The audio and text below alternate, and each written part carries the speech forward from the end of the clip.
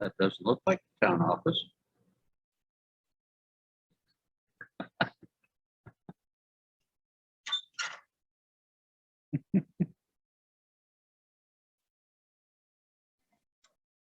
No, I'm home. I've been home all week. I have been plagued with the virus.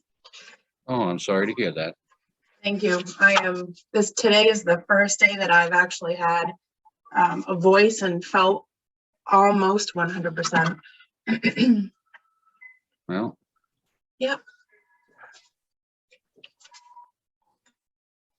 But How all did is you- good. did you lose your taste and smell and all that too? Not this time. It was all upper respiratory. Right now, my chest is still feeling a little heavy, congested, just slightly. No, Oh, that's too bad, darling. I'm sorry to hear that. I have to say back in 2020, before it was, testing all the time, and before the town office closed, it went around through the office and I did lose taste and smell. I was salting everything and I typically don't salt. So Kobe said, "What is going on?" And I go, "Well, I don't know what's going on." And then a month later, the world shut down. So I'm assuming it was probably that then. Was Okay. in that same as those same shoes back around beginning of February that year. Yeah. Yeah, so were my neighbors. Yeah. You went through my oldest son, his wife, and all four of their girls all got it. And my daughter-in-law lost her sense of taste and smell. None of the girls did, fortunately. Yeah. So.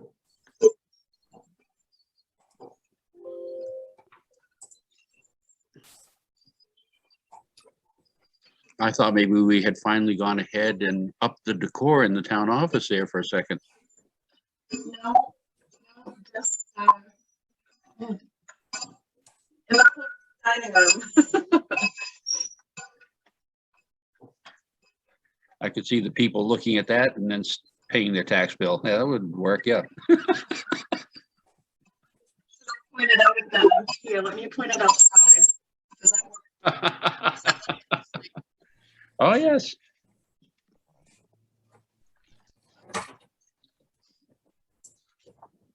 Let's do tan. Let's do tan.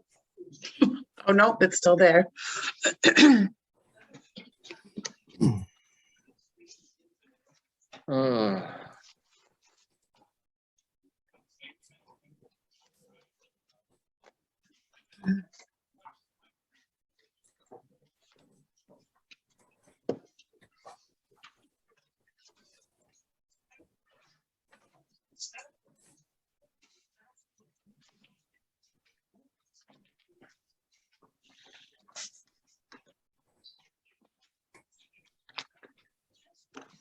I'm hoping this isn't a long meeting tonight.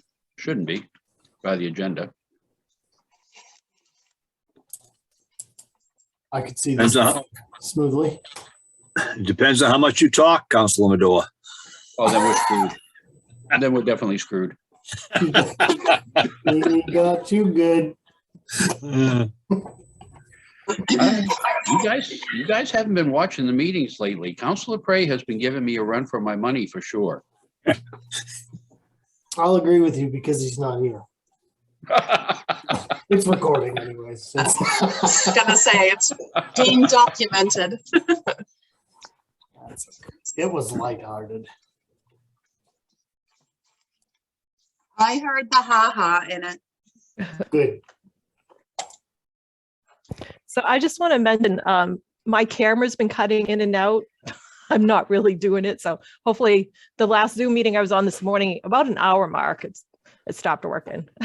I have my other laptop. I have a different computer set up with a camera. If I have to switch, I'll try to, but hopefully it's not, I'm not doing it on purpose.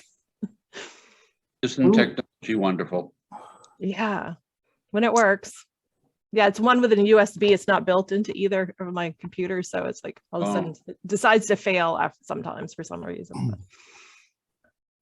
If you moved anything lately, it might be just loose.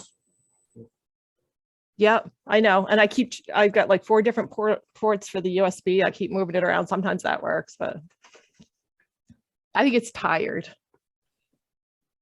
Me too. I think it's tired. Speaking of tired, how are you, Charlie? Tired. I gotta figure out his audio. He comes on so loud in my ear. Is it just my computer? I can barely hear most of you, and I have my volume up high. Put your earbuds in. Well, or your headset. Yes, I can hear better on this, but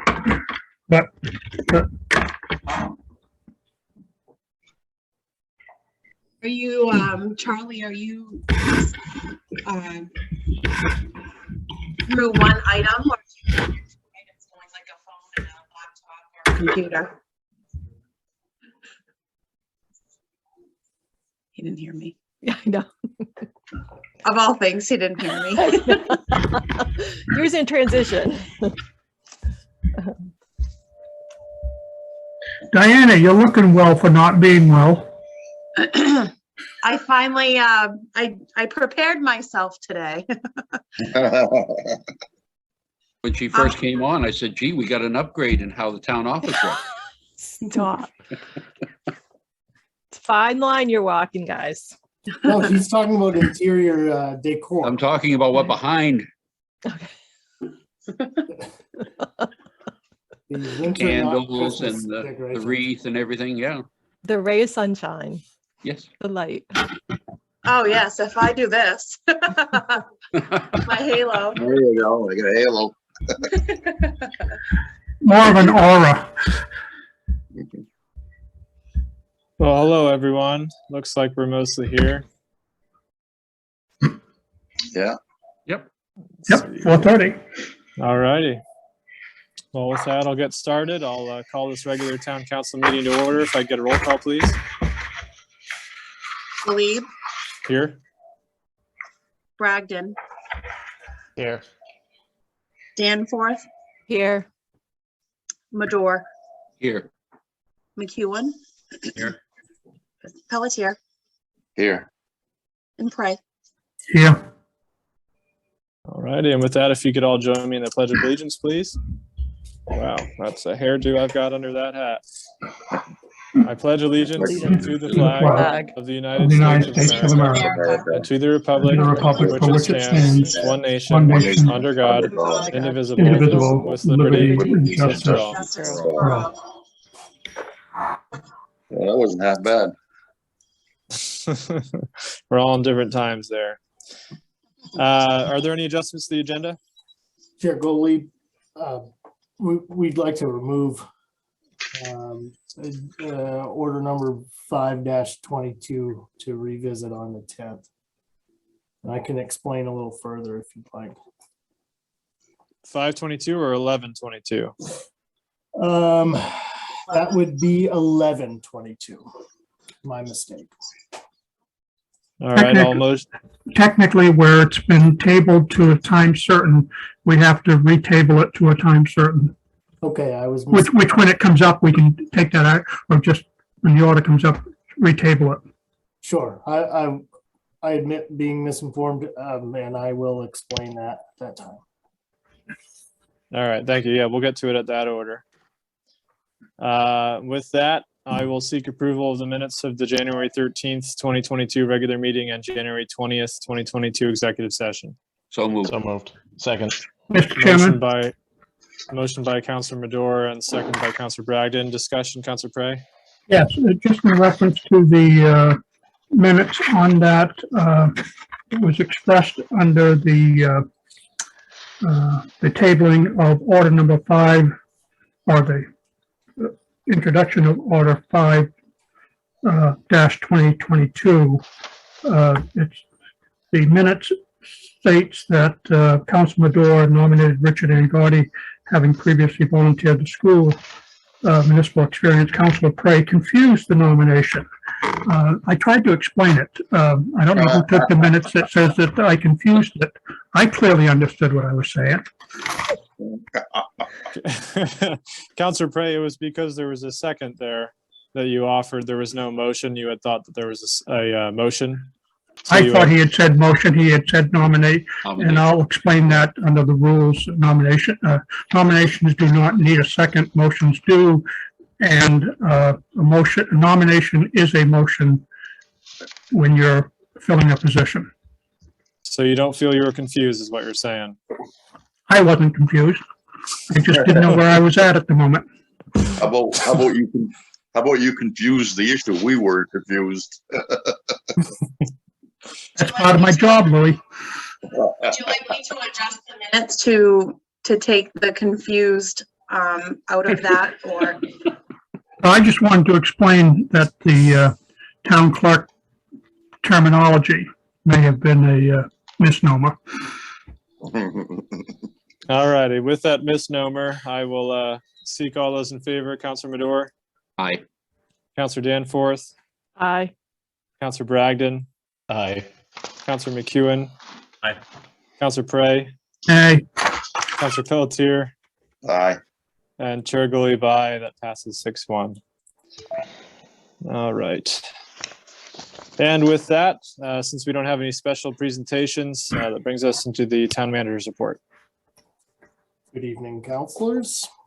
Good evening, community members. I will do a brief overview and, see questions afterwards. It won't dive incredibly deep into this detail as the document is presented for review. So with the CDBG work, we have given the go-ahead to Haley Ward for the Veterans Park lighting and electrical infrastructure project. We are awaiting further notification on a potential start date and date of completion. So more to come on that. With the bike ped safety study or safety project, we have been awarded up to $60,000 with the Maine Department of Transportation. And that will pay for the preliminary design and survey mapping of that right-of-way project. So, that is a continuation of an existing project. And this work will focus on sidewalks along Main Street, ADA compliant, accessibility, things of that nature. Between now and February 10th, I will be coming up with a plan to approach the $15,000 minimum local match that's required. So we will be bringing that to the council on the 10th. We do need to provide documentation regarding that when I submit the acceptance of this work. For upcoming job postings, the community initiatives director position is reposted. We did tweak it a bit. It does state that it is a full-time position. And we tweaked it a bit to recognize that it is a temporary contract to be eligible for continuation upon performance and results. So we want to make sure that the position is working over the course of a year or two to look at continuing that contract. Working with the committees, the Charter Review Committee has officially, the Charter Review has officially begun and had 2 great meetings. We dove into the first few sections just recently on the 24th. So we're making some progress there. It will be a lengthy procedure, but the end result will be great. I was able to convert the charter PDF document that we have into a Word document. So we will be working to clean that up and then use it moving forward to display the edits that are suggested, highlighted, stricken sentences, notes on the side, and that will be beneficial to our final presentation with that committee to the council and to the public. The Sustainability Committee met just the other day. We spoke more about the investment in the potential purchasing of the Elks land, the Dirigo Solar Project, the airport, and how that all ties together. There was a request from that committee that we'd bring up this evening. We would look for a conversation or a straw poll from councilors on interest in directing the planning board in accessory dwelling units, ADUs. So, we can get a little further into that if you'd like amongst the group.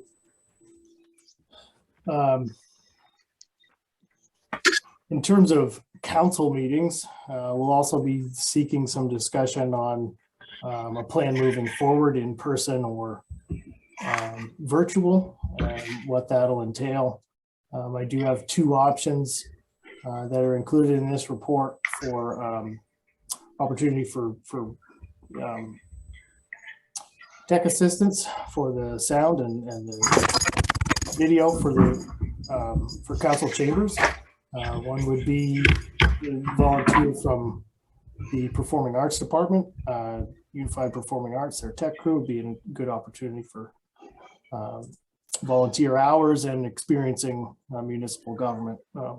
Also, how the skills they learn in tech crew and the performing arts, how they can be relayed into real world experiences. There's another opportunity that we can look into that would be a paid work experience for somebody who's interested in exploring that field for work. So we have more digging to do on that, but I hope to bring a recommendation here soon and move on that. When it comes to the departments, most of it is business as usual.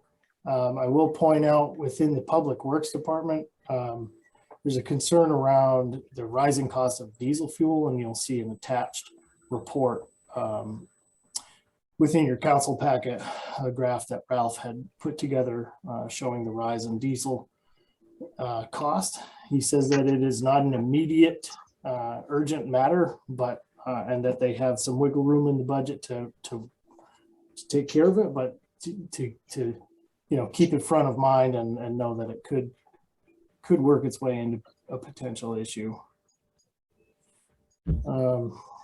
Things with human resources and general assistance are moving. Most of this stuff is continuation from week to week. One request from the counselors recently was more hard numbers on amounts of people or families served through that department. So we did include a statistics report for the month of December, and we can do that monthly moving forward.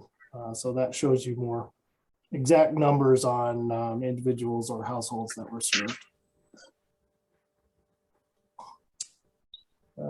So for the rec department, the skating rink has been opened and has been making, a bang in the community. The few times that I've been there, there's been, anywhere between, 5 and 20 people out there skating, children, parents.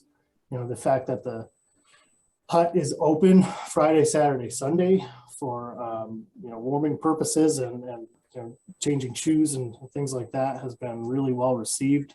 We're glad to see that moving forward. They did hold a recent basketball tournament and are providing support for upcoming Winterfest and Snowdown festivities coming up February break.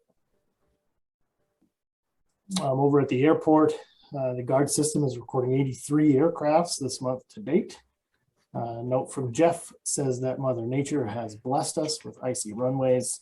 He has spent a considerable amount of time plowing and maintaining those. It's a great resource we have in him and his ability to maintain that equipment and run that equipment as himself over there. He also shares that he's attending Maine Aeronautical Advisory Board meetings, not as a voting member, but as a member whose input is highly valued. So we're glad to have him there and representing us. He states here that at the half-year mark, according to budget, he's at 42%. And 50.73% collected. In the town clerk's office, it looks like we are at $12,254,499.05 collected, and that is over the course of just shy of 14,000 transactions. The second half of tax payments are slowly coming in. Those were due on January 13th, and they have started to accrue interest since then. So we do encourage the public, to take care of that as timely as possible. That's where we get the funds we need to run this great town of ours. They are, it says here that Diana took a mini staycation, so that was good for her to get some relaxation. She works awful hard in here.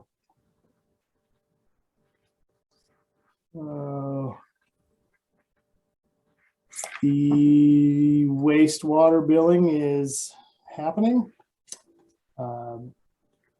Dog tags, again, late fees are going to come up. We hope that we can remind everybody to get their dogs registered and licensed, and then all the various registrations that come along with outdoor recreation, snowmobiling, wildlife.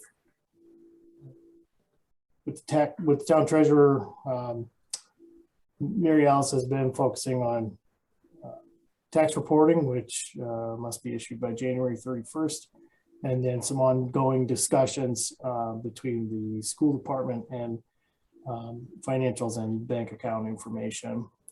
Those two topics have been taking up quite a bit of time lately. With the assessor, things are going well. They're really trying to update the computer program with files that had been lacking, for lack of a better term. So updating that's very important to how we operate moving forward. And then there was some work with the planning board recently on a review of one of the lots, one of the potential clients at the mill site. One of the needed to be a new drawing signed off on. One important thing under the wastewater that we'll want to take into consideration in the near future is the ongoing Penobscot Indian Nation jurisdiction over the Penobscot River. It is likely that very soon Millinocket will be the only paying participant left in that coalition, which would be a growing financial burden. And after a recent discussion with the attorney that's been handling that and leading that in the legal proceedings, he has some mixed feelings about the case itself that we'll want to discuss further before moving forward. We need to also understand that if that were to go away, and that would, and the town and the coalition would lose that battle, it may result in wastewater upgrades to the tune of $10 million or more. So that's something we'll want to dive deeper into in the near future. We've got a top-notch fire, ambulance, public health department. Everything is going great over there. Tom's responding to calls and, as well as his staff, taking care of situations. We've had some situations lately where Tom and I have had to look into things in partnership, complaints and safety concerns, one regarding an outdoor wood boiler, and some billing concerns from recent bills that have been sent out. So we are working in great partnership there. And then attached is the police report to wrap up my report. They do specify in here for the month of January, 192 calls for service in Millinocket alone. That's between the 9th and the 23rd. So that's not even the entirety of the month. They make note of notable items underneath. And also that they, ever since being able to post for the new positions, they've had quite a bit of interest coming out and had one applicant come up for a ride along. So I have a feeling we'll be seeing some more activity out of that very soon. So that will wrap up my side of things. We did have some items that we would look for more input from the council from. We can go into that now. Thank you, Mr. Manager. All those who are not speaking, would you mind please muting your phones and or laptops? Thank you very much.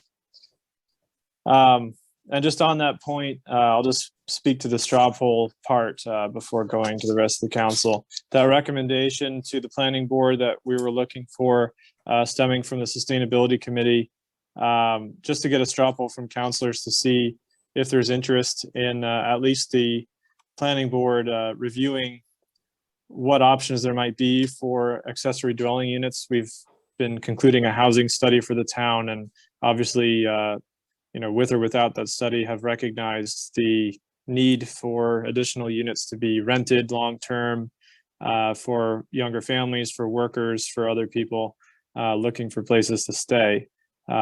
This was suggested by a committee member that we look at this as a potential short-term solution, a quick solution to that problem.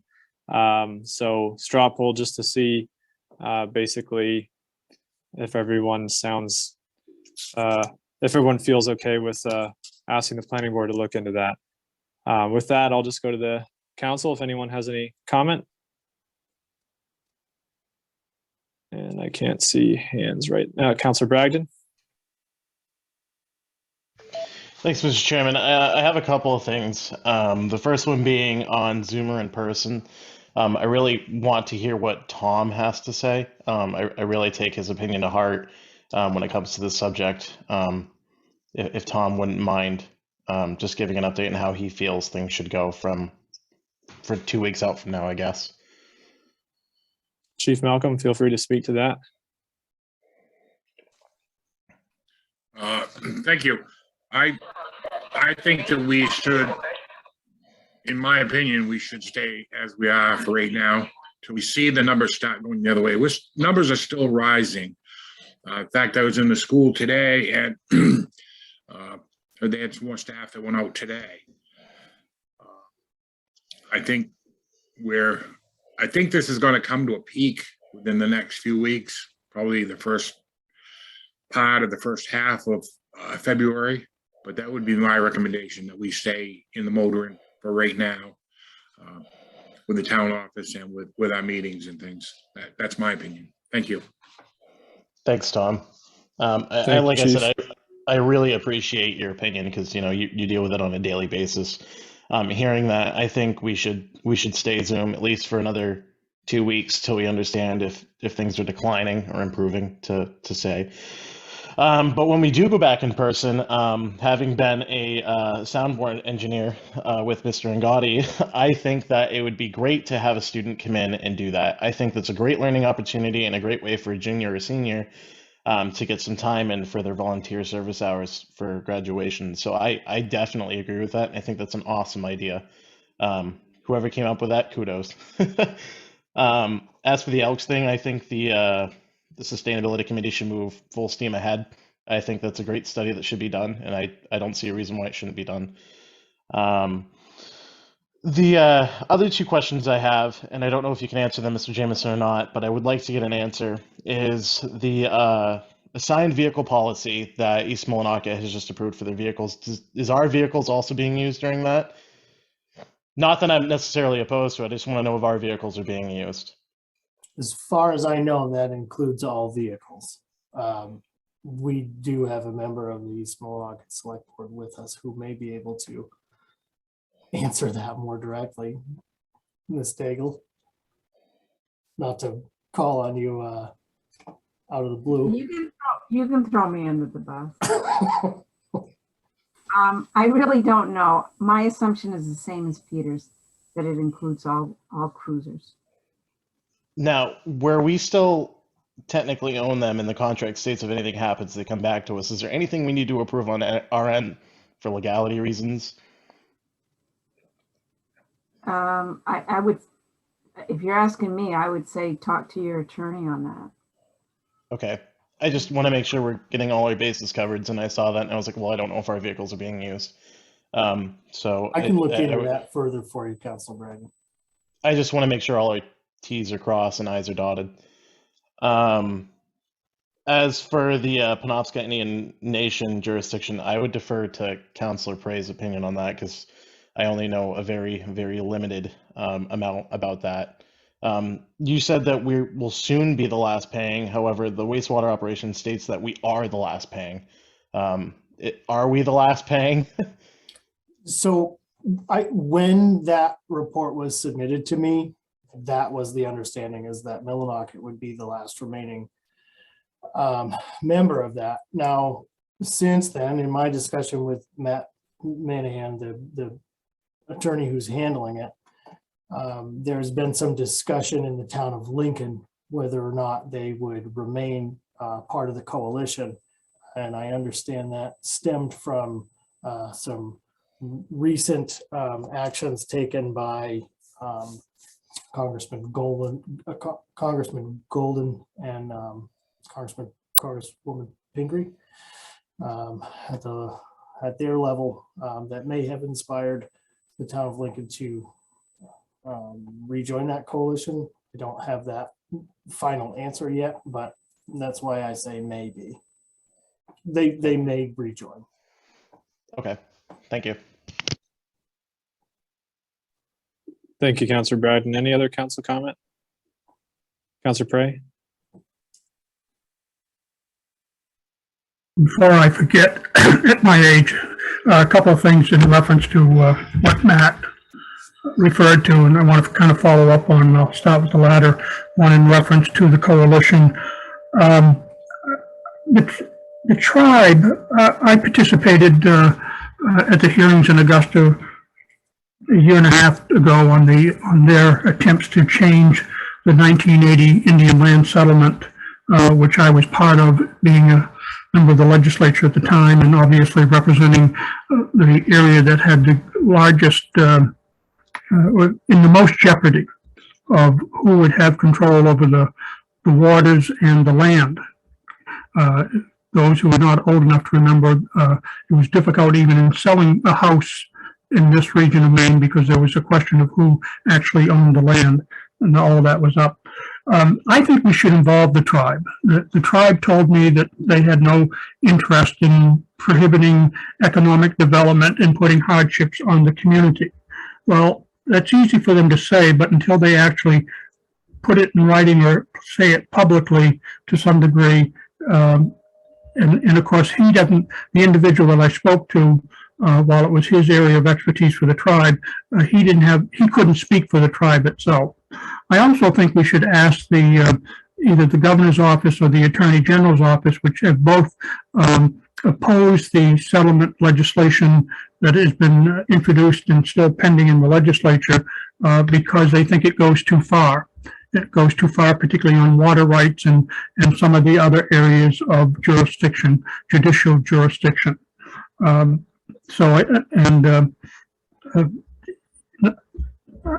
think we need clarification on that as to rather, this should be a role just for the communities of Millinocket, Lincoln, and those other couple of communities. The state and the Attorney General's office is supposed to be protecting the communities and the people of Maine. And we're part of that. So we ought to see what type of representation we're going to, or advocacy that we're going to get out of them. And I think I'd have a clearer answer as to where we should go forward once I could hear from those three parties. To the ride-along. When I was the executive director of the Maine County Commissioners Association, there was a big issue with sheriff's offices, and we, all 16 counties, banned ride-alongs because of liabilities. I honestly think we should not approve ride-alongs. There is a liability question there. To go past that, to the question in reference to the vehicles and the liability, it's if an employee is offered a vehicle, then it's part of the contract, and thus it would be covered by the insurance policy. Since it's an East Millinocket PD, it'd be covered by the East Millinocket PD if they extend that to their officers, that they could take a vehicle home with them in line of their duty and their job. That's meeting their job description, so that qualifies them under the insurance policy there. That's specifically to those couple of items. In reference to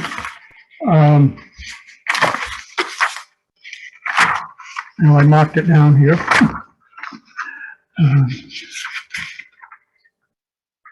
In reference to the collection of taxes and the $557,000, that's higher than it has been for the last few years.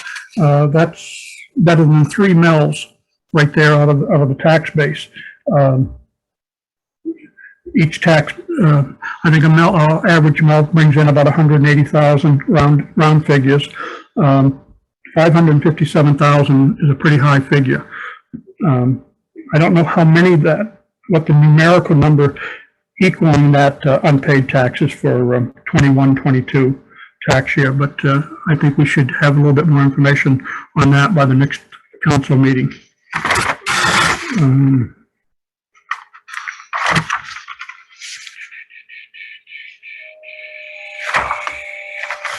I guess that's it for now. Thank you. Thank you, Councilor Prey. Could you comment, though, quickly, if you have an opinion on the straw poll for planning board looking at accessory dwelling units? Hang on. I got to go back to when I have the microphone in. It echoes into my ear on my earplugs here. What was the question again? Did you have a comment on the straw poll of accessory dwelling units for the planning board review? We had a group that looked at that, and of course on that was Joe Clark, who's is the head of the Millinocket Housing Authority. I think he should participate to some degree in that. And of course the recommendation, I used to be a board member, and they were looking to build another unit, which would have an impact on housing availability and whatnot. But I do think the planning board should look at it in an overall scope. Thank you. Thank you, Councilor Prey. Any other council comment on the manager's report? Councilor Pelletier has his hand raised. Pelletier, thank you. I'm scrolling through here. There you go. Councilor Pelletier. Yes, on the ADU being referred to the planning board, I think they should look at that. It's long-term housing, and we need a recommendation as to what, if possible, within all residential zones versus the ones that have like in-law apartments allowed right now. With the small size lots, there's not going to be much increase if we leave it not town-wide. But I look forward to their research and public opinion in on that. Forget what the other questions were we needed some input on here. Well, going through the manager's report, I did see that the recycling stats for the year last year, we had 20,000 something televisions. That sounds like a huge number for a small town. I wonder if that's correct and who's throwing away so many TVs. Look for further clarification for you, Counselor. Yeah.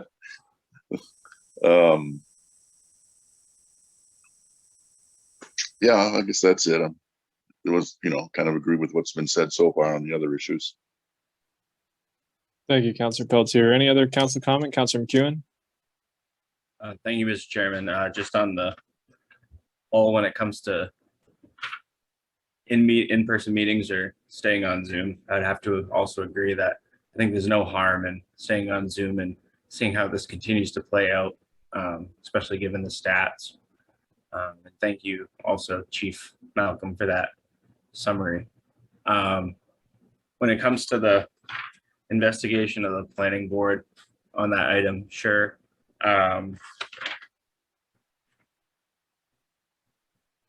Otherwise, just thank you, Mr. Manager, for the lovely report, and to the staff and departments for all they do. Thank you.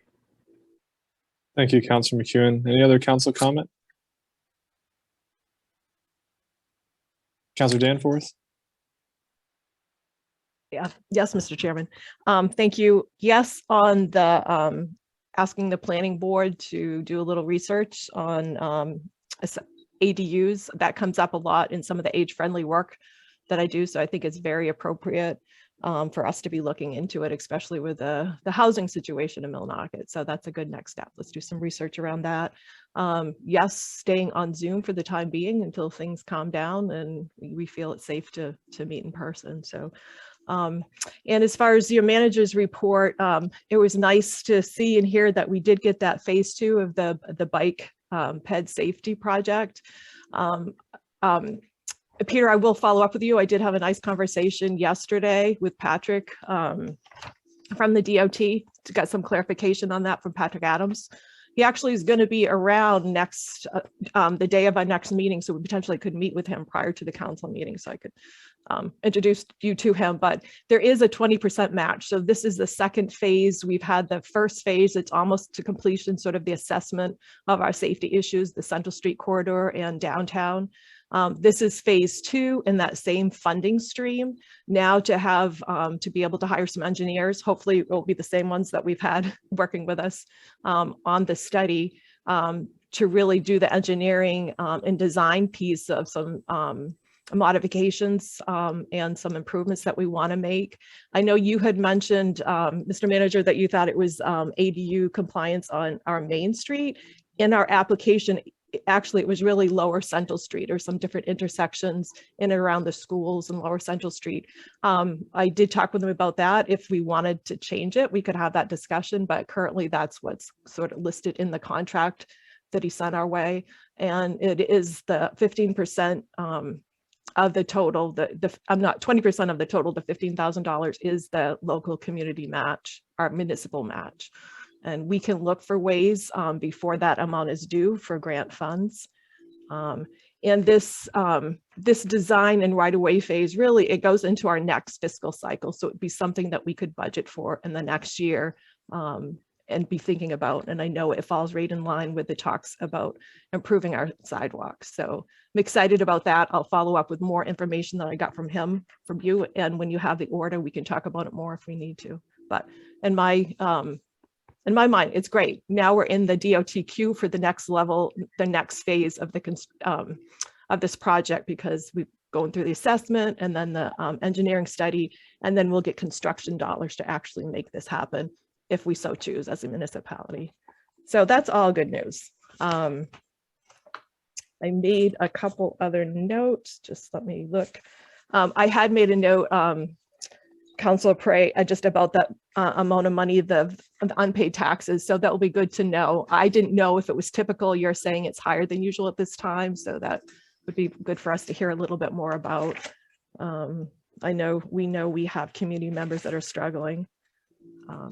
And looking at your report, I thought it was great news. I just want to call out the wastewater department and the fact that Kirk Birmingham had tested and passed his test. So now he has his wastewater license, passed the exam. So that's great for us, I would assume, and knowing that Jim Surratt wants to retire in the near future. So that's great that we have we have some of our bases covered. I think that's it for me for now. Thank you for the great report. Thank you, Councillor Danforth. Any other council comment on the manager's report? Councillor Madore? Thank you, Mr. Chairman. I would encourage the council as a whole to stay with the coalition, whatever configuration it may be. The coalition is very important to us, especially when it comes to the matter of water rights. We have a mill site that is trying to develop, and that stream is part of that development as far as the use of it is concerned.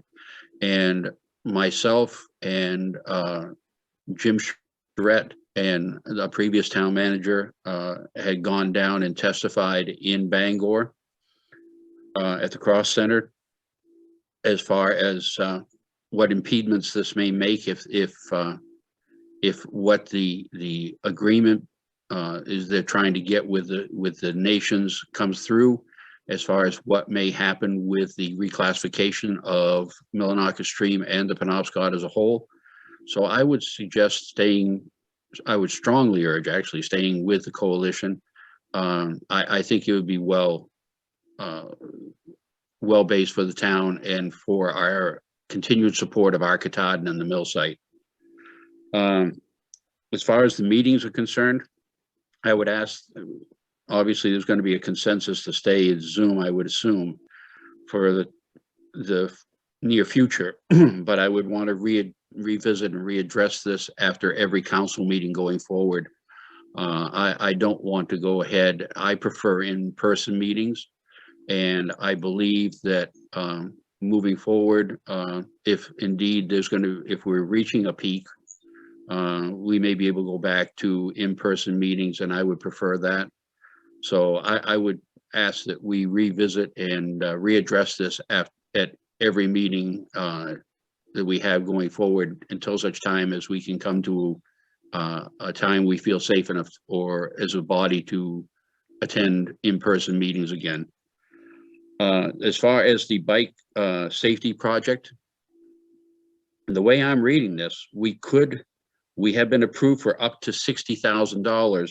But what my question is the match, it seems to be $15,000, and that seems to be a set figure that, if I'm reading this correctly, if we receive 50 or 40 or 30 or whatever, we're still going to be asked for a $15,000 match. And usually there's not unless this has been written up wrong, that's the way this reads to me anyway. And I would ask for clarification. Do you want that clarification right now, Councillor Madore? If I could, I think yes. Councillor Danforth. Yeah, go ahead, Councillor Danforth. Yeah, so we will owe 20% of the total cost if we don't get to the $60,000, we won't owe $15,000. So 15,000 would be the max. 15,000 would be the max if we needed to. Yeah. Thank you very much. That makes it seem a lot more palatable. Yeah, and by that, and I can just add too, by them actually managing the project, they will only bill us for our match amount. The engineers, they'll take care of all, we won't have to front the money. Our current grant situation, we have to front the money and then bill the DOT to get reimbursed. By them being the project managers of this, explain to us, the only thing we will get billed is our actual 15% of whatever is actually expended. So that it'll manage our cash flow. It won't be an issue for us. It'll be much cleaner. And so that's part of the agreement too, to have them manage the grants. Okay, thank you very much. As far as the code enforcement officer reposting, not the code enforcement officer, I'm sorry, but the community initiative directors reposting and the job description being redone. my question to you, Mr. Manager, or the council chair, is the person who had been previously offered the job as a part-time, has that person been notified and have they reapplied, do you know, for the full-time position? That person was notified. We had a discussion, they and I, immediately the morning after that council meeting. And the job was posted, was sent on Tuesday. It is live. We've not received applications yet that I know of. Okay, thank you, Mr. Manager. You're welcome. As far as the ADU, the accessory dwelling units, I don't see any problem with the planning board trying to identify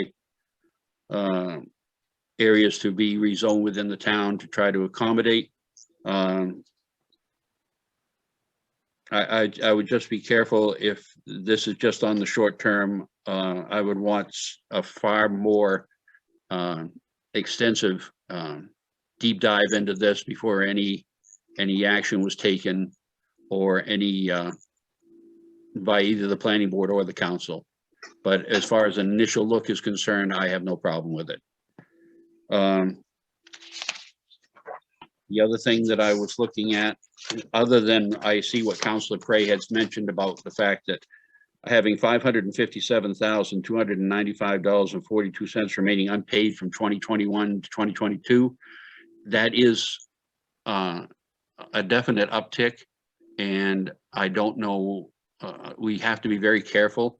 I don't know if any of you looked in your Maine Townsend that we got with our packets, but there's an article in there that talks about revenue sharing and what's happening right now with the state, and what with COVID and everything else could possibly be a revenue shortfall coming forward that could be affecting all communities as far as their portion of revenue sharing from the state. And just briefly touching with the manager today in his office, that we may be looking at lesser amounts. Could be, nothing has been finalized yet by any stretch of the imagination, but we want to be very careful with our cash flow of what we have and what we're committing to going forward in the next year, because until we get this revenue sharing taken care of, we may find ourselves with less money than we even got last year. And we want to be very, very careful. It's an interesting read in the Townsend. It doesn't go into great depth, but it does touch on the fact that it looks like the revenues are going to be a lot less. So we want to be extremely careful on that.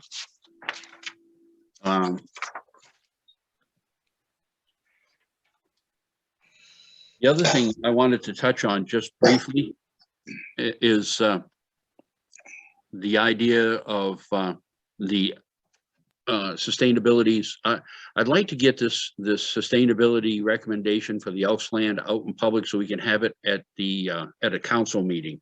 So I really would like to have the public weigh in at that time on the proposal. I mean, it's a great deal of money. You can say what you want about having the meetings open to the public. I think we get more of a turnout, and I think we get more participation in council meetings, or we will.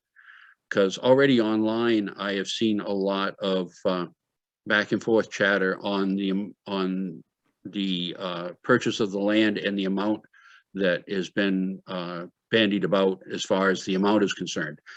So I really wish that we would have that conversation more in the council chambers and in public with the council as a whole. And I would like to see that happen sooner than later. So if the sustainability can come up with a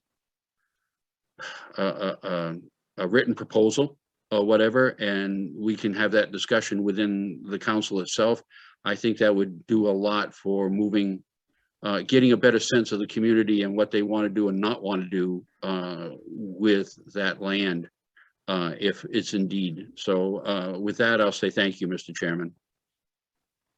Thank you, Councilor Madore. Just a reminder to all those who are not speaking, if you could just mute your screens. Thank you. Steve, Well, in some, Mr. Chairman, yes, Councilor Prey. Thank you. I forgot to mention on the Zoom call. I go along with what Councilor Bragin said in reference to the faith and trust of Tom Malcolm as our safety and health officer as well. The tick up in numbers obviously have come from a couple of holidays, Thanksgiving followed by Christmas. And next month, we're going to have the February break. So I expect that that's going to be for a while. I think we're going to have another uptick after the February breaks. So let's follow the advice of our professional people on continuing Zoom calls. Thank you. Thank you, Councilor Prey. So with that clear direction from the council to continue Zoom, I do also echo Councilor Mador's statements. I think probably doing a check-in every meeting is a good idea. It not only addresses us as a council, but the public can also have an insight into why we're choosing to do it on Zoom and also where we're at in the community with the particular issue. I certainly personally prefer to meet in person, but obviously, you know, with the current situation we're in, and as has been said, we should listen to our chief on this issue. Also, Mr. Manager, it seems we have a agreement on seeking a recommendation from the planning board for accessory dwelling units. I certainly agree with that as well. And congratulations to Kirk and to the town for your passing the exam. And also just a thank you to Councillor Danforth for all of your work in general, but specifically here on the bike ped safety project. We've been talking a lot about sidewalks recently and discussed coming up with a capital plan addressing that issue at our next budget session. So if this can fit into that and we can save some money on that plan and get started sooner, that would be really ideal. And just to reiterate what you had said, it is a three-part process. We're already in the first process as it is now. The $60,000 is the second phase. That's basically an engineering portion. And then the final portion is construction. And because, or if we do go ahead with this engineering side of it, it automatically puts us in a position to receive funds for the construction. We don't have to reapply for funds. So that's a very exciting thing to do, or exciting place to be in, especially when it comes to grant writing. And with that, I will turn to the public. If there's any public comment, I'm going to be scrolling through my screen here. So if I don't get to you right away, I apologize. Any public comment? Mr. Chairman, Susan D'Alessandro has her hand up. Go ahead, Susan. Hi, I just wanted to thank all the department heads, but in particular, some of the departments have been doing a really nice job of being very thorough and informative, and most especially the police department. I think that's information we all need to know, and I'm very thankful for that. And I'm also very happy to see that the Charter Review Committee is back up and running also. Thank you. Thank you, Susan. Any other public comment? Oh, one more thing.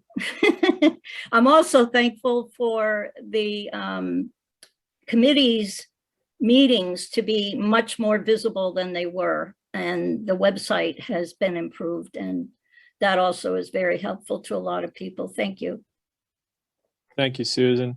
And on that point, I've actually requested of our manager to record the committee meetings as well. I'm going to recommend that each chair of committees are responsible for getting that file and converting it into a YouTube video. That way it can be shared to the public much more easily. To put a burden on the manager to convert all this stuff into YouTube, I don't think is fair.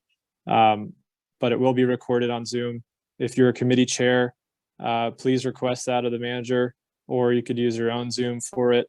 And as long as it's posted publicly, of course, for everyone to be involved, and convert it to the YouTube yourself, and that will be a much more open process, I believe. And Councilor Madore, to your point, sorry, I forgot to mention on the sustainability.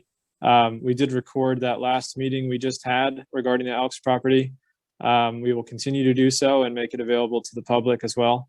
Bring it to the council level is a good idea. We're just still in the middle of researching and discussing. So it would be basically a half put together proposal. So there isn't anything too concrete to share at the moment. But high level, I can speak to that in chair committee reports. Mr. Manager, you have your mic off.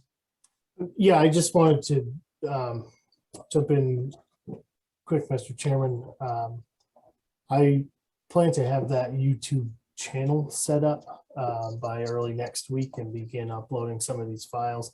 I don't necessarily know how convenient it'll be to have those meetings recorded individually on other accounts or by other people. I think just using this system might be cleaner and put it all in one place. They are very large files, and we have a good connection here where we can handle that in-house. But yes, that should be up and running by early next week. Well, thank you very much for making that happen, Mr. Manager. I know a lot of people in the public are unable to attend sometimes, and reading the minutes is not the same as watching the actual meeting itself. So thank you very much. Any other public comment? Yes, Julie Archie. Hi, Julie Archie, 473 Aroostook Avenue. I would also like to comment on the report. I'm very impressed with the police report, especially, and seeing that everyone knows how big I am anti-drug. It's nice that they're letting people know things by saying prolonged drug investigation nearing completion, several charges and arrests forthcoming. I've been very adamant on knowing things when it comes to that. I actually had Patty message me because a close family member had an overdose not that long ago, and I knew who said person got it from. And that's one reason why I don't think I'm going to join any boards or committees, because I think I'm better on the outside. And Patty begged me to let them take care of it. So it's good to see that something's being done when it comes to warrants and things like that. And I also wanted to congratulate Matthew and Ellie on the birth of their baby. Thank you. Thank you very much, Julie. Any other public comment? Are you seeing any, Mr. Manager? I am not. All right, thank you.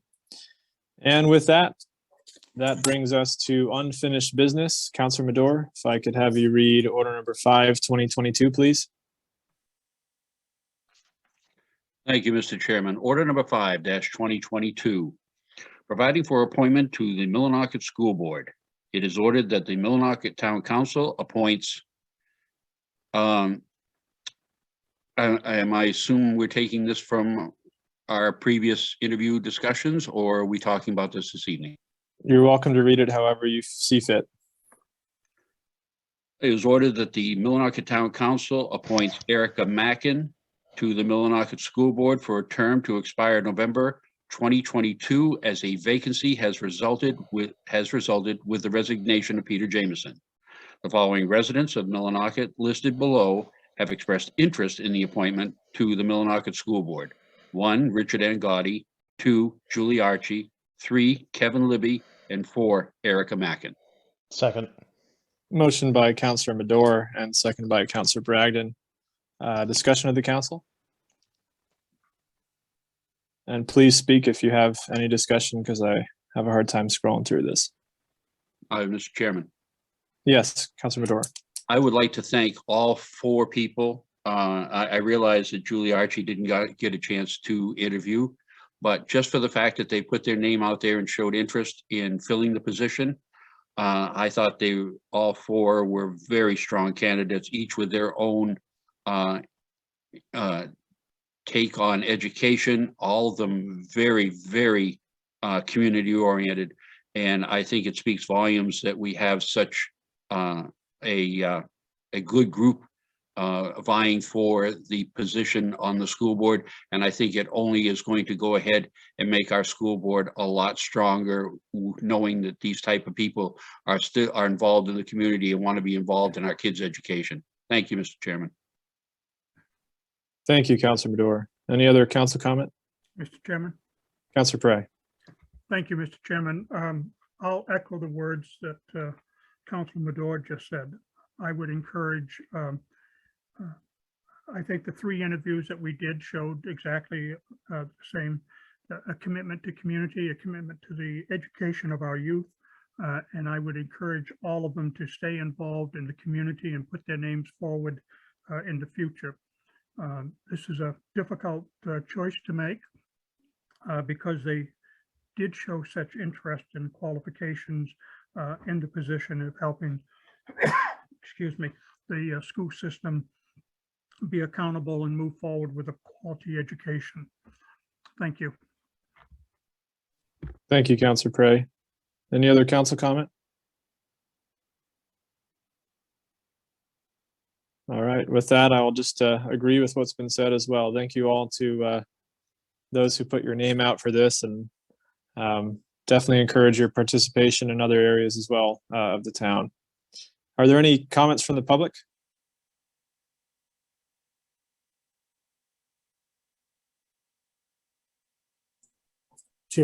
Mr. Chairman, Yes. I do see that Erica is in attendance tonight. Wonder if you might look for any input from Ms. Mackin. She is certainly able to comment if she would like to. Hi there, can you hear me? Yes. Okay, great. I just want to say thank you so much for number one. Erica, could I interrupt for a moment? Could I ask you? Oh my gosh, camera on, please? Absolutely. Thank you. I'm sorry, Pete, what'd you say? I asked if you could turn your camera on to address the council. And name and address is actually all we require on the council. If you could just read your name and address, please. Okay. Yes, of course. So I'm gonna have my husband hold the phone because I'm driving. Yeah, she's driving. I'm sorry.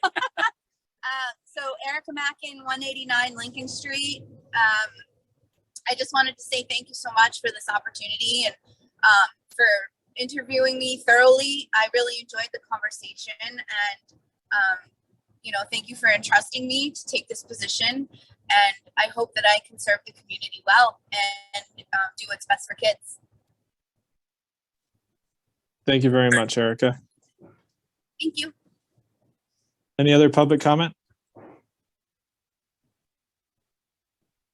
All right, with that, just noting, Mr. Manager, I know we have different policies from the school board. I believe the school board requires people who come in on Zoom to have their camera on. But for the council, you can have your camera off as long as you state your full name and address. My apologies. Old dog, new tricks. You're a beautiful dog, I've spent more time on Peter. the school board than I have working with the council, but thank you. Looks like Thank a you. young pup to me. So with that, just going back to the council, all those in favor, Councilor Pelletier, Aye. Councilor Bragdon, Aye. Councilor Madore, Aye. Chair Goalie, aye, Councilor McEwen, Aye. Councilor Danforth, Aye. and Councilor Prey. Aye. The order passes 7-0.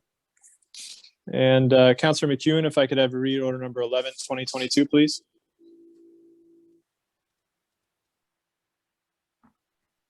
There we go. Yes, Mr. Chairman. Order number 11-2022, providing for approval to revise FY22 school special dedicated revenue clearing account. Whereas order 181-2021 approved an estimated FY22 school special dedicated revenue or clearing account budget of $1,570,000. And whereas the current such budget is estimated to be $3,550,816. It is ordered that the Millinocket Town Council approve the revised special dedicated revenue budget of $3,550,816, and it is therefore ordered that $1,500,000 is transferred from the unassigned fund balance to the fund the additional cash flow requirements.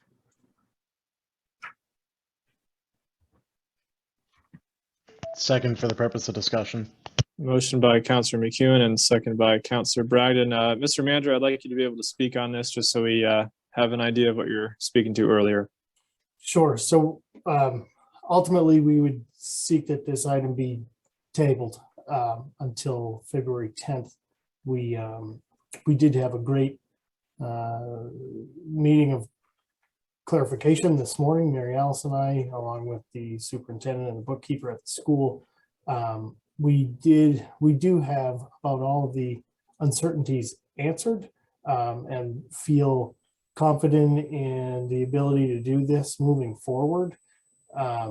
What we would like, and this came from a discussion with our legal counsel, and you know, we agree to everyone who was in that meeting this morning that it would be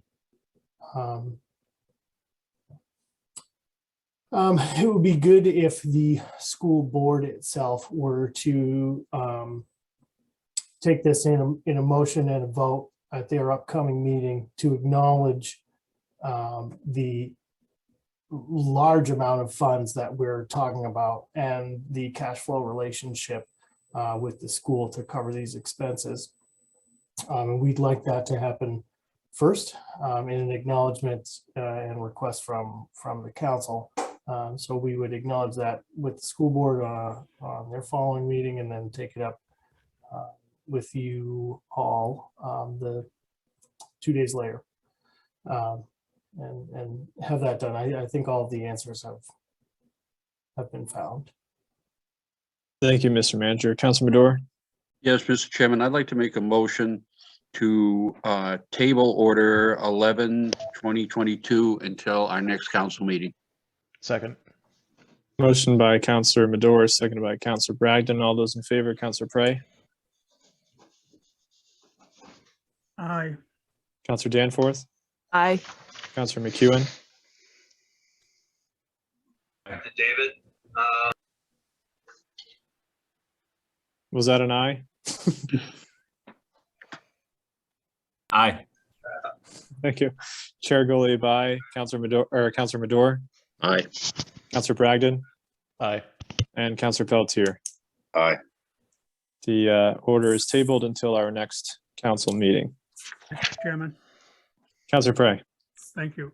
Along with the meeting that's going to take place on trying to get some of these answers, I would hope that similar to Councilor Madore's comments earlier and about the flow of revenues and the expectation, while we're running a little bit ahead at this time, I would hope that there would be conversations about the cash flow lessons, that there's an out in some fashion as to how much we're going to have to front the school versus what the town's needs are. Can I speak to that, Mr. Chairman? Please.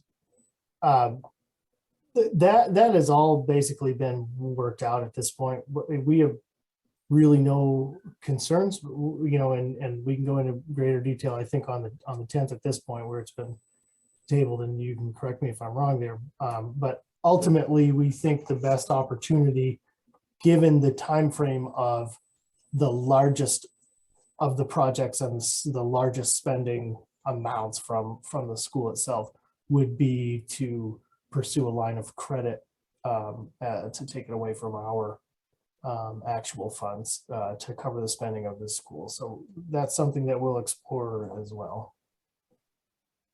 Thank you, Mr. Manager. That was going to be my suggestion, is if that was not a part of your plan for the upcoming meeting, at least to include that option for us to look at. So thank you. Just for further clarification, the plan is agreed upon. That we're just asking that the school board acknowledge the, you know, the size of this funding and how much larger it is than usual, and how it affects this process. And then, vote to approve it and request that of the town. Thank you, Mr. Manager. Chairman, Counselor Prey. yeah, a line of credit is not to the school, but to the town. So it's an obligation to the town and the responsibility of the town.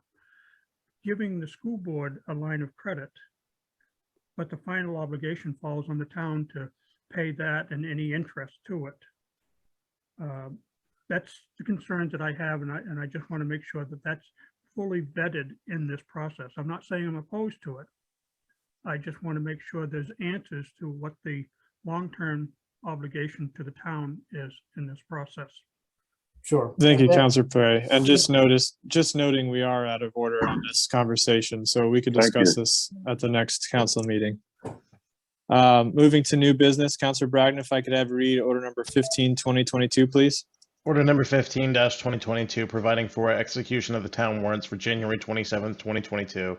It is ordered that the town warrants for January 27th, 2022 in the amount of $115,323.92 is hereby approved.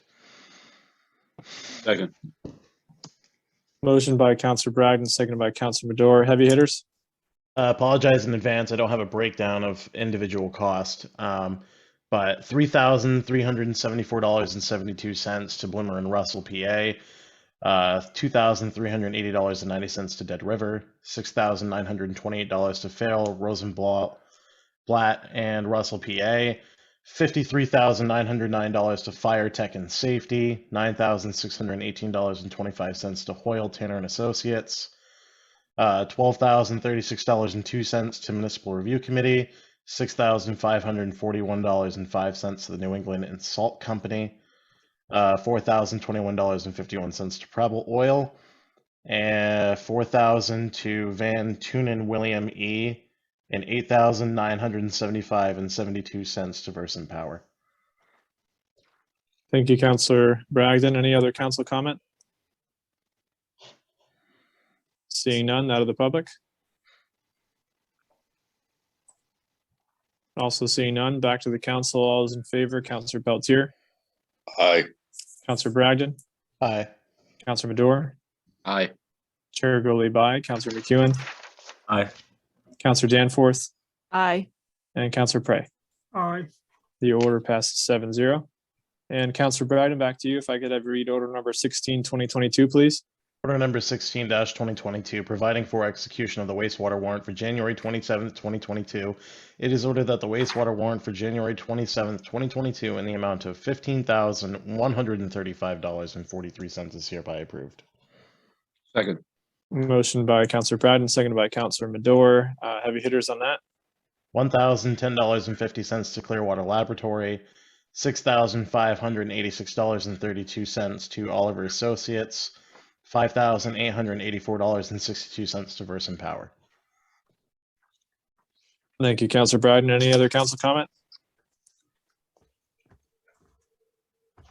Seeing none, out of the public. Also seeing none, back to the council. All those in favor, Counselor Prey, Aye. Counselor Danforth, Aye. Counselor McEwen, Aye. Chair Gurley by, Counselor Madore, Aye. Counselor Bragdon, Aye. and Counselor Pelletier. Aye. Order passes 7-0. Counselor Danforth, if I could have read order number 17, 2022, please. Yes, Mr. Chairman, order number 17-2022, providing for appointment to the planning board and alternate. It is ordered that Michael Wallace is appointed to the planning board alternate seat for a 5-year term to expire January 2027. Note, the planning board currently has 2 alternate seats vacant. Michael is aware and he has expressed interest to volunteer on the board as an alternate. No other applications are on file. Second. Motion by Counselor Danforth, seconded by Counselor Madore. Discussion of the council. Mr. Chairman. Counselor Madore. Yeah, this is going to be a very good appointment as an alternate to the planning board. Mike brings a great deal of career actually in construction and both industrial and home. He has a great knowledge of codes, and I think he will be a valuable asset moving forward for the planning board. So I think this is a great appointment, and I fully support this one. Thank you, Councilor Madore. Any other council comment? Mr. Chairman, yeah, I would agree with Councilor Madore. I know Mike, not Mike Madore, but Michael Wallace, and he's great. And he's great. So I really support this. He will be a great addition. He does bring expertise. So thank you. Thank you, Councilor Danforth. Any other council comment? I'll just agree with what's been said as well. And thank you, Michael, for putting your name out there to be considered for this position and for being willing to serve. With that, any comment from the public?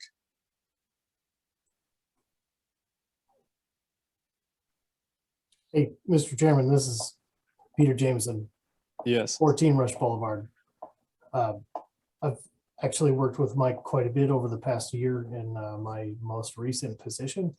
And I was very excited to see his name come across. I think he'll be an outstanding member of that committee. I think this is a great appointment. I'm glad to see his name come across. Thank you, Peter. Any other public comment? And seeing none, I'll go back to the council. All those in favor, Councilor Pelletier, Aye. Councilor Bragdon, Aye. Councilor Madore, Aye. Chair Goliath, aye. Councilor McEwen, Aye. Councilor Danforth, Aye. Councilor Prey. Aye. Order passes 7-0. And Councilor Prey, if I could have a read order number 18, 2022, please. Order number 18-2022, providing for approval to enter into an agreement, Maine Department of Transportation. It is ordered that the Millinocket Town Council approves the town manager to enter into a new 15-year cooperative agreement between the Maine Department of Transportation and the Millinocket Municipal Airport as the airport sponsor, where the previous 10-year cooperative agreement has expired, and be it further ordered that the town manager is authorized to sign all documents relating to the Maine Department of Transportation cooperative agreement for the funding of aviation projects for the non-primary airport as the airport sponsor of the Millinocket Municipal Airport and the town of Millinocket. Second. Motion by Councilor Prey, seconded by Councilor Madore. Mr. Chairman, Mr. Manager, if you wouldn't mind, you or Jeff speaking to this, just to give everyone a background of what this agreement is. Sure, I can jump in quick. I actually had I'm looking back at my manager's report now. I had a paragraph on it and happened to glaze over it in my highlights. But this basically is a Millinocket previously had a 10-year agreement under the same guidelines, and this is and that has expired. So the new suggestion is a 15-year agreement. Now it doesn't, it's no commitment of town funds. However, if we were to look into federal grants for the airport over this 15-year time period, this agreement,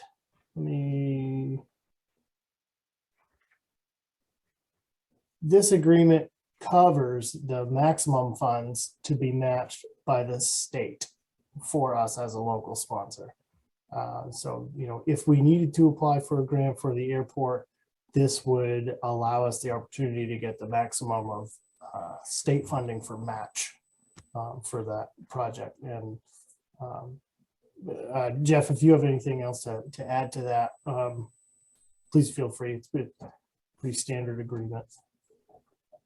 Yeah, this is the same as our previous agreement, just a longer time frame.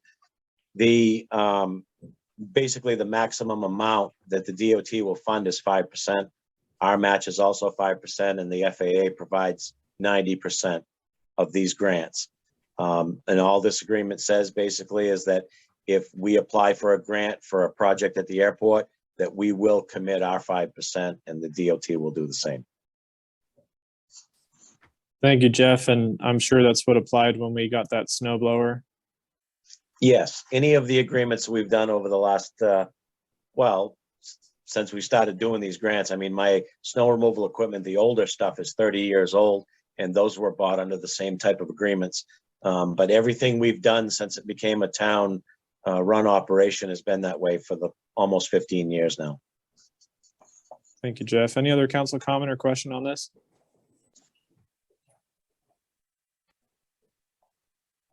Seeing none. Any from the public? Also seeing none. Back to the council. All those in favor, Councillor Pelletier, Aye. Councillor Bragdon, Aye. Councillor Madore, Aye. Chair Goliath, aye. Councillor McEwen, Aye. Councillor Danforth, Aye. and Councillor Prey. Aye. Order passes 7-0. That moves us to reports and communications. Warrant Committee for the February 10th, 2022 council meeting will be Councillor Danforth and Madore, if you're both able to do that. Not a problem. Yes. Thank you very much. And with that, it brings us to Chair Committee reports. I'll just address quickly Councillor Madore's comments earlier. Up until this point, the Sustainability Committee, we've been meeting for about a year, looking at the potential for developing a new fire station building. The town has existing plans that are engineered, building plans, that in today's market would probably be valued somewhere around $500,000, and have been looking for a location for that new fire station. In that investigation of properties, we saw some issues with some properties such as Peddler's Hill and others, and eventually settled on a property right across the street from the Chamber building. Basically, it's 112 acres, give or take, of property that's owned by the Elks. The Elks had bought that property in the 90s, I believe. It was just under $100,000 what they bought it for. It is currently zoned or used as tree growth, so the town valuation on that is quite low for that purpose.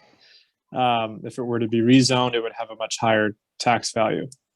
We're looking at that property also to host a solar development, about 25 acres. The town already has an existing agreement with that solar company to provide 40 years of annual or quarterly payments. The value is $25,000 a year for that property, which breaks it down to $1,000 an acre. We've also looked at the possibility of opening up a lot of the other Central Street frontage road for economic development purposes. Obviously, land value has gone up all across the state, across the country, and there's quite a bit of needs for the town when it comes to housing and other more modern locations, perhaps. So this basically would allow the town to have some flexibility in being able to address issues of the future. What we've talked about in the Sustainability Committee is that a lot of towns who do not possess a lot of land are very limited in how they can address certain issues like housing and others, because they don't have any land themselves and obviously can't force anyone to basically use their land for a specific purpose other than what's allowed in the zoning. We obviously saw that problem downtown with a few buildings. That could be the case in the future as well. The other reason the fire station building could be situated on that lot is also looking into the future. If there were larger aircrafts to be hosted on the airport or commercial service in the future, we would need to have an on-site fire department. We cannot operate larger aircraft or commercial aircraft on that airport property without having an on-site fire department. Putting that there would allow for us to basically host those kinds of aircraft. Outside of that, we're currently looking at what options there might be for funding this.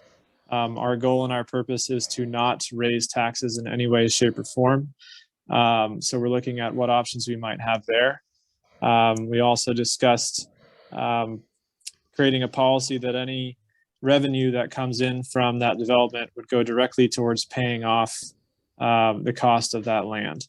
And one last piece, That property has about $50,000 to $60,000 worth of tree stumpage on it. So right off the bat, there is value that would reduce our overall costs. We will be posting a YouTube video shortly, as was discussed earlier, so that the public can see what the conversation was, what took place. We do have documents that are currently on our website. If you go onto the millinocket.org website, you can go to government, click committees, and then go to the sustainability committee, and you can see past meetings, past minutes, the video that will be put up there as well, and the documents that were spoken to at our last meeting. With that, are there any other chair committee reports? Councilor Danforth? Yes, thank you, Mr. Chairman. I'm going to report on the Age-Friendly Millinocket Committee.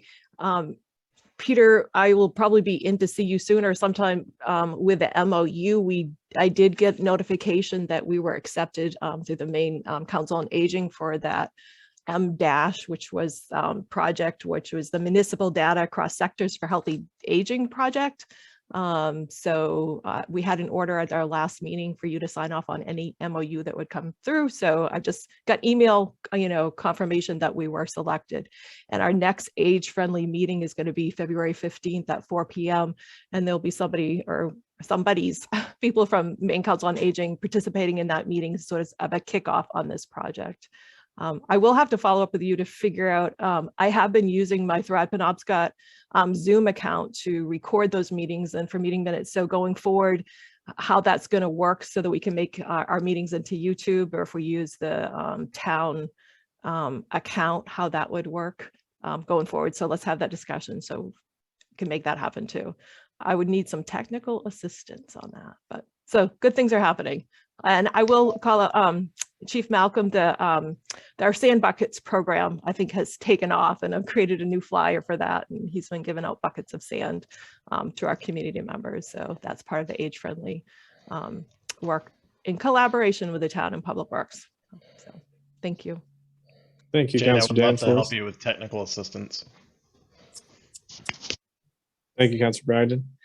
Any other chair committee reports? Councilor Bragdon? Thank you, Mr. Chairman. Want to apologize to all the events committee members. I obviously had a very interesting last 2 weeks. The plan is to meet Monday. I'm going to be sending the agenda out right after this meeting with a new Zoom link. So just be looking out for that, and I hope to see everyone in attendance. Thank you. Thank you, Councilor Bragdon. Any other chair committee reports? I'll also just speak to the Economic Development Committee meeting we just had. I felt it was very positive, so did a lot of other people, and I'm learning that does not necessarily translate into everyone feeling that it was positive. But I feel it was a very positive meeting. We discussed short-term rentals and the proposed ordinances that we were given by the planning board. We really had a constructive conversation in the sense that we addressed a lot of the other elements of what a ordinance like this could actually mean to the town, what the consequences might be economically on various fronts, both for the short-term rental owners and for community members as well. We're trying to find a very good balance between supporting the integrity of neighborhoods in the sense that the existing ordinances that are in place regarding odor, regarding noise, parking, and all those other things are being upheld, as well as safety, while trying to balance also the obvious need for short-term rentals and for those who profit from them as well. So we're looking at a lot of different areas. We're already cleaning up a good amount of the language. I would imagine it would take at least a few more meetings to come to a clearer conclusion on what we want to propose to the council, but it was a very productive one. Again, that will be converted into a YouTube video and put on our website, so the public can view that at any time and share it as well. I definitely invite the public to watch the whole thing, submit comments beforehand if you're not able to make it, or to reach out to committee members if you have any questions. That way you are informed and not spreading misinformation on social media, hint, hint. With that, I will move into 2-minute public comment section. Anyone from the public have any comment? Yes, Councilor, or Matt Bragdon, I guess. Matt Bragdon, 92 Lincoln Street. Kind of just reiterating, jumping off what you said. The committees are a great way for the public to interact with us, and there's been obviously comments made recently on social media. I want to reiterate that not everybody has a Facebook, not everybody has social media. It is not a good way to get a hold of counselors or people in general. If you leave a comment on there, there's a good chance that we won't see it. I don't see nearly as many comments as I would like to hear in person at council meetings or via email or phone call. So I really just want to reiterate that if there is a comment, please reach out to us directly. We take criticism pretty well, and we cannot improve unless we hear from you personally. Again, Facebook is not a great way to reach out to us counselors. Thank you. Thank you, Matt. I see a chat here. Susan D'Alessandro, thank you for all the work you do, not only as counselors, but the great work done in committees. Thank you, Susan, for that. Any other public comment? All right, I'm seeing none, and I will seek a motion to adjourn. So moved. Second. Motion by Councilor Bragdon, seconded by Councilor Danforth. All those in favor, Councilor Prey, Aye. Councilor Danforth, Aye. Councilor McEwen, Aye. Chair Goli by, Councilor Madore, Sorry, aye. Councilor Bragdon, Aye. and Councilor Pelletier. Aye. We are now adjourned 7-0. Thank you very much. Thank you. Take care.